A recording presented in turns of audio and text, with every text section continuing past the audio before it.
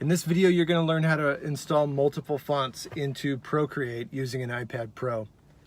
And if you haven't updated your iPad, you're also going to need version 4.3.1 for this, because they just added functionality for fonts, which is huge. Okay, so we're in Procreate now, and I'm just going to create a new document. And then I swipe up from the bottom of the screen, and it will open up my tray. So then on my tray, I just press and hold on Files, the app, and I hover it over to Procreate, and then I'm going to drop it, and it hovers over the top. Now it has to hover over the top. You can't screen share with it.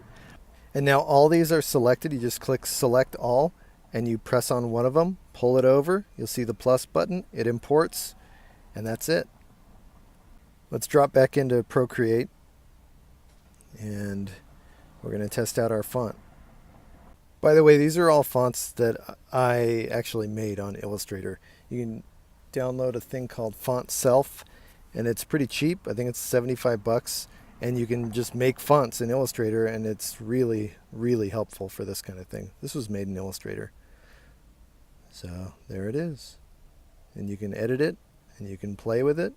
You can kern it. You can change the baseline, text color. It's really easy if you just drop color in. It works a lot better than trying to select each one. Yeah.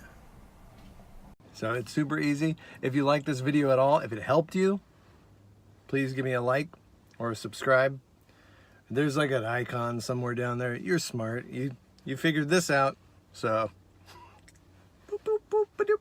Okay, I'm jumping back in really quick just to say that if you don't have the fonts actually installed on your computer, then they're not going to load.